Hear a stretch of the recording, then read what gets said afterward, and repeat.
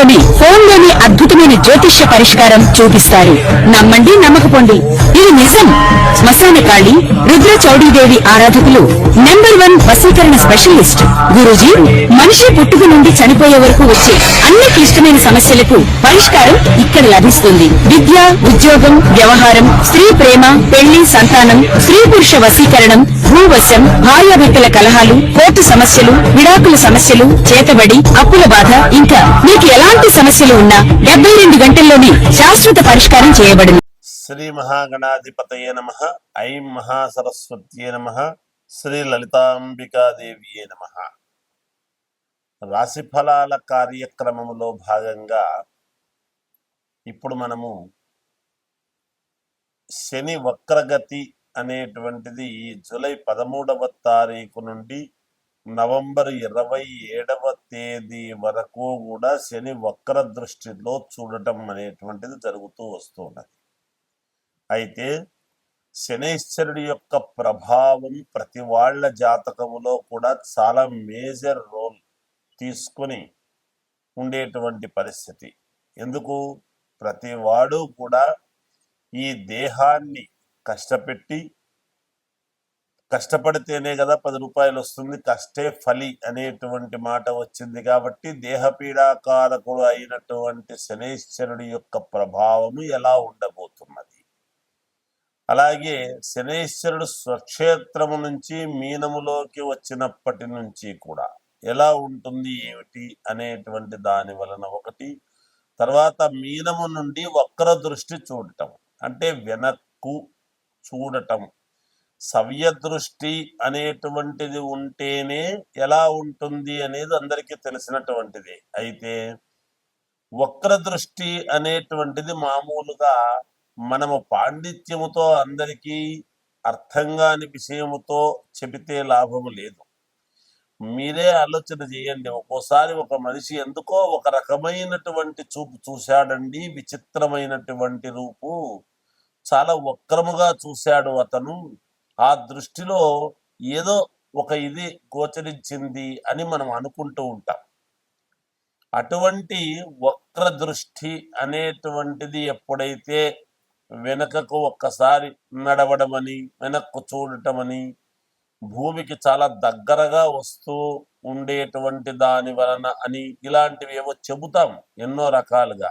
ఏది ఎన్ని చెప్పినా దృష్టి అనేటువంటిది, వక్ర దృష్టి అనేటువంటిది కొన్ని రాసుల వాళ్లకు యోగదాయకము, కొన్ని రాసుల వాళ్లకు ఇబ్బందులు ఉంటాయి.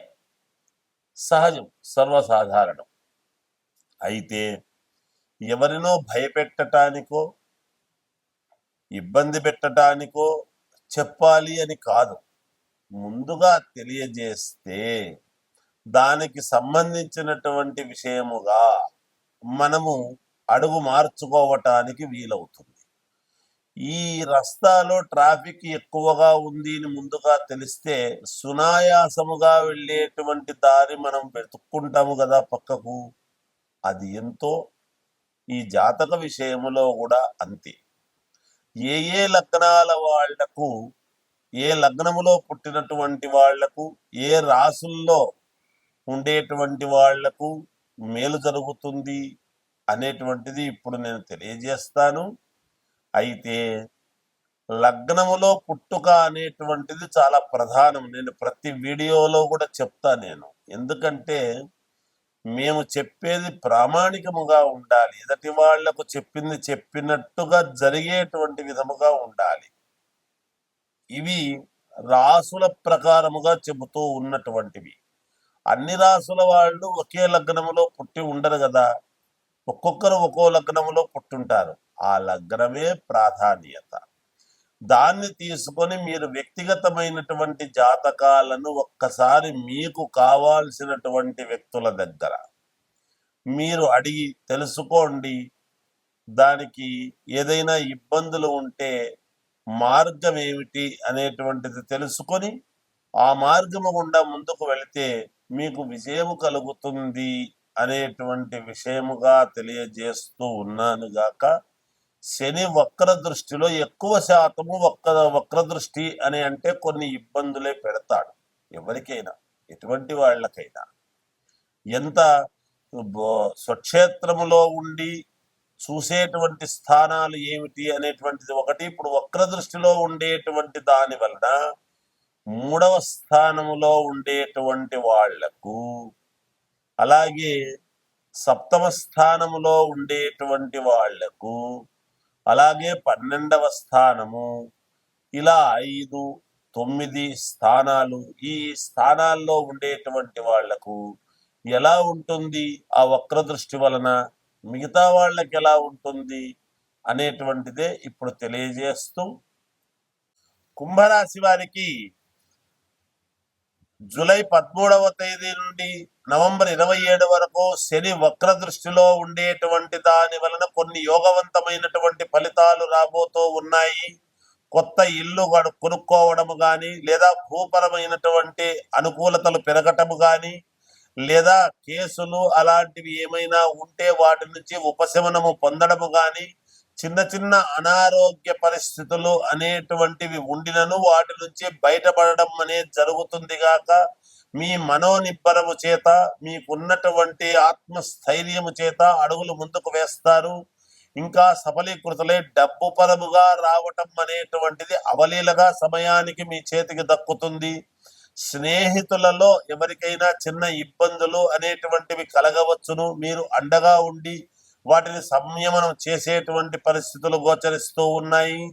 ఏదైనా లోన్లు ఇట్లాంటివి కావాలంటే తప్పకుండా మీకు శాంక్షన్ అయ్యేటువంటి పరిస్థితులు గోచరిస్తూ ఉన్నాయి. డబ్బులు జాగ్రత్తగా ఖర్చు పెట్టుకునేటువంటి విధానముగా అడుగులు మీరు ముందుకు వేస్తారు. ఎక్కువ శాతము ఇంతకు ముందు లేని విధముగా ఇప్పుడు కొత్తగా మీలో ప్రవర్తన, డబ్బు దాచిపెట్టడం అనేటువంటిది ఒకటి కలుగుతుంది. అనేక రకాలుగా కూడబెట్టాలి అనేటువంటి ఆలోచనలతో ముందుకు వెళతారు గాక, కుటుంబ సంతోషము, ఉన్నతమైనటువంటి కార్యక్రమాలలో పాల్గొనడం, శుభకార్యాలలో పాల్గొనడము, శుభకార్యాలు చేయడం లాంటివి చేస్తారు. బంగారు ఆభరణాలు కొనుక్కోవటము, స్థలాలు కొనడము, ఇల్లు కొనడము, వాహనాలు కొనడము లాంటివి చేసుకునేటువంటి పరిస్థితులు గోచరిస్తున్నాయి. ఉద్యోగాలు చేసుకునేటువంటి వాళ్లకు కాస్త అప్గ్రేడ్ అయి ధనము పెరిగేటువంటి పరిస్థితులు కూడా ఉన్నాయని తెలియజేస్తూ జయోస్తూ, ఏ రాశి వాళ్ళైనా ద్వాదశ రాశుల వాళ్లకు ఎప్పుడు కూడా ఏది కూడా మనం ఏమి మిశ్రమ ఫలితాలు కానీ, ఇబ్బందికరమైనటువంటి పరిస్థితులు ఉన్నాయని అంటే కానీ మనం ఏమి ఎక్కడ అధైర్యపడాల్సిన అవసరం లేదు. అయితే సరైనటువంటి పరిష్కార మార్గం ఎప్పుడైతే మనము చేసుకుంటామో ఖచ్చితముగా మీకు మేలు అనేటువంటిది జరుగుతుంది.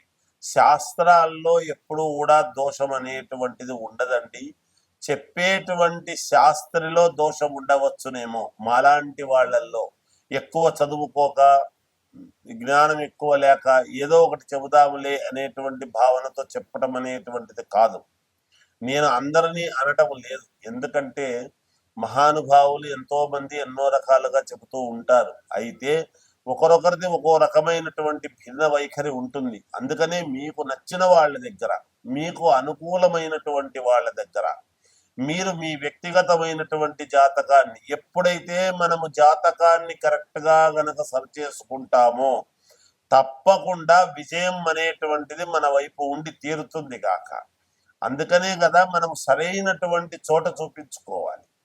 ఏదో ఒకటిలే 10 రూపాయలు తక్కువ కదా ఇక్కడ చెబుతున్నారులే అని అంటే వాళ్ళు తెలుసో తెలియకో ఏదో చెప్పుంటారు. మీరు 10 మందిని అడగండి, ఏది న్యాయమో తెలుసుకోండి. తెలుసుకొని జాగ్రత్తగా మీరు పరిహారాలు అనేటువంటివి చాలా అవసరం ఎప్పటికప్పుడు. ఆ పరిహారాలు మనం రోజు తింటున్నాం కదా, రోజు ఎందుకు తినాలి అని అనుకుంటే ఒకరోజు ఎప్పుడో తినకపోవచ్చు, ఒకసారి ఎప్పుడో పరిహారం పర్లేదులే అనుకోవచ్చు. కానీ రోజు పరిహారాలు చేసుకోమని అనలేదు. ఏ నెలకు ఆ నెల మనం చూసుకొని జాగ్రత్తగా అడుగులు వేయాలి. పరిహారం అనేది ఒకసారి చేసుకున్నాము అంటే మనకు అయనములు 2 6 నెలల పాటు మళ్ళీ మనం దాని వైపు చూడకూడదు.